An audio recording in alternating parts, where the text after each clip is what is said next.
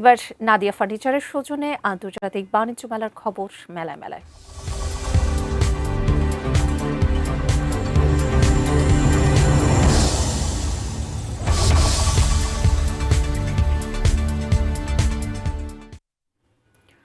কনকনে ঠান্ডা আর হিমেল হাওয়ার কারণে ঢাকা আন্তর্জাতিক বাণিজ্য মেলায় ক্রেতা দর্শনার্থীর চাপ অনেকটাই কম। আসছেন না দূরের ক্রেতারা। আবহাওয়ার উন্নতি হলে বেচা বিক্রিরও উন্নতি ঘটবে সেই আশায় আছেন বিক্রেতারা। নারায়ণগঞ্জ প্রতিনিধি হাসান মজুমদার বাবলুর তথ্য ছবি নিয়ে ডেস্ক রিপোর্ট। ঢাকা আন্তর্জাতিক বাণিজ্য মেলার ৩০তম আসরের তৃতীয় দিন।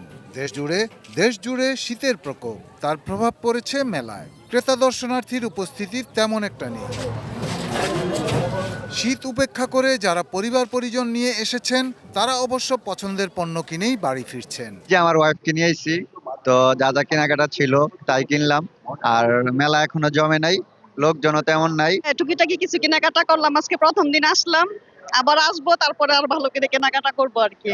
বিভিন্ন পণ্যে লোভনীয় ছাড় দিলেও শীতের তীব্রতায় ক্রেতা সংকট। সামনে ভালো দিনের আশা করছেন বিক্রেতারা। ঠান্ডার একটা প্রভাব হতে পারে, কারণ শৈত্যপ্রবাহটা একটু এফেক্ট করতেছে আমাদের। আশা করা যায় সামনের দিনগুলোতে ভালো কিছু হবে ইনশাল্লাহ। প্রথম সপ্তাহ বাণিজ্য মেলা প্রতি বছর একটু ঢিলেটা যায়।